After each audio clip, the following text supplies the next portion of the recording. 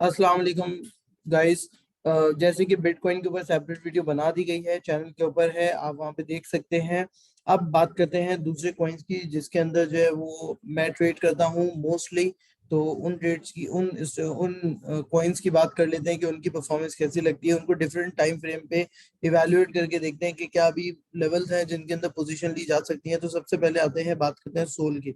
Soul is one of my favourite coin, जिसके अंदर volatility काफी ज्यादा होती है। तो आप जो है अपनी ट्रेडिंग स्ट्रेटजीज को काफी अच्छे से इस्टेब्लिश कर सकते हैं, और उसके साथ साथ आप जो है वो अच्छे पैसे बना सकते हैं।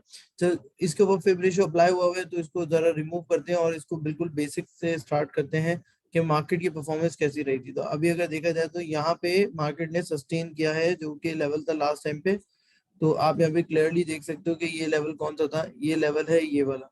यहाँ पे मार्केट ने लास्ट टाइम रेजिस्ट किया था, तो now that level become the support area for this market. उसके बाद मार्केट का पीक यहाँ पे बना, सोल का पीक जो है वो यहाँ पे बना। उसके बाद कंसिस्टेंटली हमने देखा कि सोल जो है वो डिक्लाइनिंग ट्रेंड को फॉलो करता हुआ नजर आया, और काफी डीप डिक्लाइनिंग जो है यहाँ पे हमें देखने को मिली। यहाँ पे आप देख सकते हैं क्लियर। इसका मतलब है अगर ये यहाँ से रीबाउंड करता है तो मोस्ट स्पेसिफिकली, और जो है ये तकरीबन वापस बैक टू दिस लेवल आ सकता है टेक्निकल बेसिस पे, जो कि है 147 से लेके 150 का एरिया। बट उससे पहले जो एक इसके लिए इम्पोर्टेंट रेजिस्टेंस का रोल प्ले करेगा वो ये की एरिया होगा, जो कि है 130 से 135 के आसपास। तो यहाँ पे नजर रखनी चाहिए कि 130 से 135 के लेवल के आसपास कि यहाँ पे अगर ये रुकता है तो इट्स गुड, और अगर ये नहीं रुकता है तो फिर अगेन आप यहाँ पे इसको 150 के लेवल के ऊपर के आसपास आप देखेंगे। अदरवाइज यहाँ से रिबाउंड आ सकता है। अच्छा जी, अब आते हैं जरा बात करते हैं कि इसको अगर हम शॉर्ट टाइम स्पैन पे देखें तो क्या लग रहा है अभी ट्रेडिंग करनी चाहिए कि नहीं करनी चाहिए। तो यहाँ पे हम ये इसका डाउन साइड चैनल बना दिया है। तो डाउन साइड चैनल के अकॉर्डिंगली इसका जो मेजर जो एक रेजिस्टेंस है वो है 104 103 से 104 का लेवल। इसका मतलब ये हुआ कि शॉर्ट टर्म पीरियड के अंदर ये 103 से 104 के लेवल पे आके थोड़ा रेजिस्ट कर सकता है। और उसकी एक जो सबसे बड़ी इंपॉर्टेंस है वो ये है कि ये लास्ट टाइम यहीं से नीचे की तरफ गिरा था। यहाँ पे आप देख सकते हैं 2 टाइम्स इसने इस एरिया को टेस्ट किया, एंड देन उसके बाद जो डिक्लाइन हो गया। और अब यहाँ पे इसको रेजिस्टेंस भी मिल रही है, चैनल की रेजिस्टेंस। तो यहाँ पे मल्टीपल रेजिस्टेंस जो है इसका वेट कर रही है। तो अगर लेवल्स यहाँ पे आते हैं तो एटलीस्ट पार्शियल प्रॉफिट टेकिंग जो है यहाँ पे कर लेनी चाहिए, ताकि अपने गेन्स को जो है सिक्योर किया जा सके। एक तो चीज ये हो गई। अच्छा, दूसरी चीज ये है कि अगर ये एंटर हो जाता है इस जोन के अंदर, तो तकरीबन फिर आप इसको कंटिन्यू रखें अपनी ट्रेड को with stop loss below this trend line. तो उसके नीचे पे आप अपना स्टॉप लॉस जो है वो सेट कर सकते हैं, तो it will be a good trade actually. आते हैं 4 आवर्स के लेवल पे, देखते हैं कि 4 आवर्स पे क्या नजर आ रहा है। तो 4 आवर्स पे हम यहाँ पे जो चीज देखने को मिल रही है वो एक कंसोलिडेशन फेज, कि इस एरिया में पर्टिकुलरली कंसोलिडेट कर रहा है। तो मैं इसको जरा रिमूव कर देता हूँ। ये हम देख सकते हैं कि यहाँ पे कंसोलिडेशन जो है ना इसकी चल रही है। तो कंसोलिडेशन जो चल रही है उसकी बेसिस के ऊपर हम ये एक्सपेक्ट कर सकते हैं कि भाई यहाँ से पॉजिटिव मूव आने वाला है। अच्छा, कंसोलिडेशन में एक और चीज इंपॉर्टेंट है वो ये कि अप साइड के ऊपर ये मूव हो रहा है ग्रेजुअली। मींस कि जो डिप लग रहा है वो डिप प्रीसीडिंग डिप से हायर साइड के ऊपर है, तो ये अपने हायर लोज बनाता हुआ ऊपर बढ़ रहा है, जो कि एक पॉजिटिव साइन जो है वो दिखाता है कि इसके अंदर पोटेंशियल है कि ये ऊपर जा सकता है। तो इस चीज पे नजर रखनी चाहिए। बट एक जो की कंसर्न है वो सिर्फ और सिर्फ वॉल्यूम साइड के ऊपर आ जाता है कि वॉल्यूम जो है वो डिक्लाइनिंग ट्रेंड के ऊपर है, जबकि प्राइस लेवल जो है इंक्रीज हो रहा है। तो ये शो करता है कि that could be some artificial move in this in this coin, क्योंकि जो पोटेंशियल है, जो बायर्स की पोटेंशियल है वो इतनी ज्यादा स्ट्रेंथन नहीं है एज कम्पेयर टू सेलर्स। तो या इन्वेस्टर या ट्रेडर जो है वो इतना कॉन्फिडेंट नहीं है अबाउट परफॉर्मेंस। तो अभी वो थोड़ा सा रिलक्टेंट है इसके अंदर एंट्री लेने के लिए। तो इन सब चीजों को नजर में रखते हुए स्टॉप लॉस का खास ख्याल रखना जरूरी है। इंटरडे टाइम फ्रेम पे you may set your stop loss below 90। तो 90 से नीचे पे स्टॉप लॉस रखते हुए आप अपना टारगेट जो है वो अच्छा खासा टारगेट जो है वो सेट कर सकते हैं, क्योंकि ऊपर जाने के चांसेस काफी ज्यादा है। अब अगर एक और चीज बताऊंगा आपको कि ऊपर जाने के चांसेस क्यों है, तो डेली टाइम फ्रेम पे हम चलते हैं और देखते हैं। तो डेली टाइम फ्रेम पे ये ओवर सोल्ड रीजन के अंदर आ चुका है।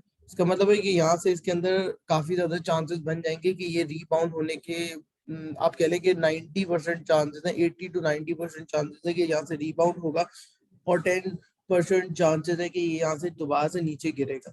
तो इमीडिएट रेजिस्टेंस यहाँ पे मिल सकती है 103 104 के लेवल पे। उसके बाद ये जब गिरेगा तो आरएसआई, इसके आरएसआई पे नजर रखनी है कि लास्ट टाइम जो डिप लिया था उसमें आरएसआई जो थी वो थी तकरीबन 21। तो अब जब आरएसआई गिरे तो अभी करंट आरएसआई 30 है, तो 21 से नीचे नहीं जानी चाहिए। अगर इस तरह का पैटर्न आपको यहाँ पे मिलता है तो इसके अंदर परफेक्ट एंट्री टाइमिंग है, आप सोल के अंदर जो वो एंट्री ले सकते हैं।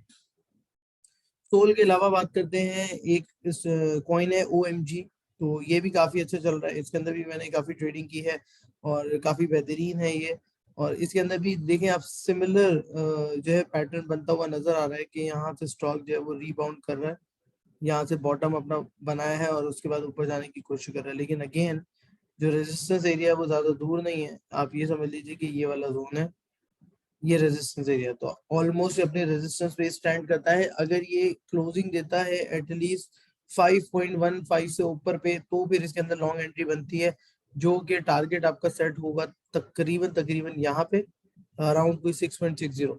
तो यहाँ पे टारगेट सेट करके आप इसके अंदर एंट्री ले सकते हैं with your stop loss as per your risk appetite.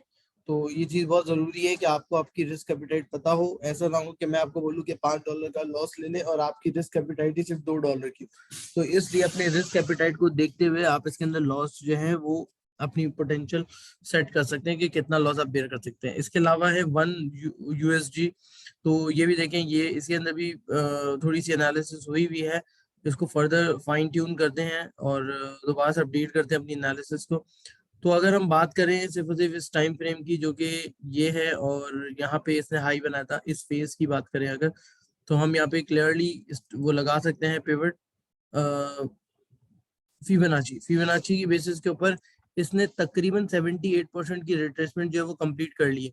तो उसके बाद यहाँ से रीबाउंड होता हुआ नजर आ रहा है आपके सामने। तो अगर ये रीबाउंड सक्सेसफुली होता है तो फिर इसके अंदर बहुत ज्यादा पोटेंशियल बनेगी कि ये वापस से अपने बैक टू नॉर्मल लेवल के ऊपर आ सके।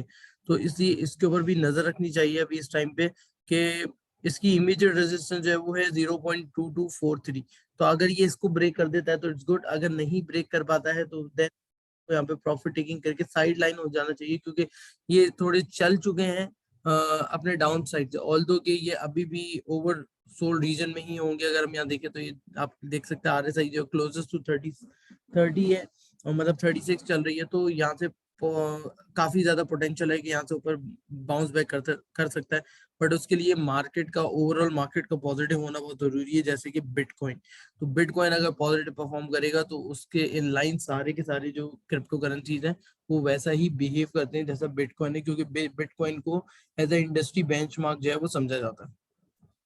इसके अलावा डॉज है, डॉज क्योंकि काफी ज्यादा स्पेकुलेटिव है, इसके ऊपर भी काम करते हैं। इसके अंदर भी देखिए आप, एनालिसिस हुई है डाउन साइड से कि इसके अंदर पोटेंशियल क्या है। तो इमीडिएट पोटेंशियल लेवल जो है वो 23.6% की रिट्रेसमेंट लेवल पे 0.1719 का जोन है, जहाँ पे मार्केट जो है टेस्ट हो सकती है। ऑल दो के अभी ये डेली टाइम फ्रेम पे काफी कंजस्टेड एरिया के अंदर चल रहा है, उससे बाहर आएगा तो इसके अंदर कोई जान पड़ेगी। अगर उससे बाहर नहीं आता तो डेफिनेटली ये इसी रेंज के अंदर रहेगा। तो जो रेंज अभी चल रही है वो चल रही है, इसका हाई है 0.1534 और जो लो है वो है 0.1200। तो इस रेंज से अगर निकलता है तो ही आप इसमें एंट्री लें, वरना आप इसके अंदर एंट्री ना लें।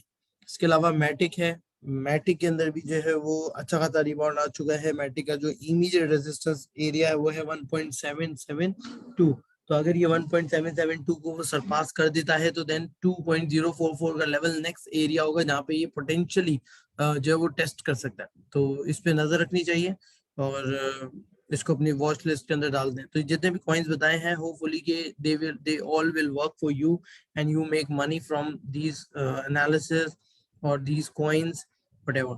So if you like this video, please like, share and subscribe this channel and hit the bell icon as hard as you can to get the regular update on cryptocurrency. Thank you so much for watching this entire video.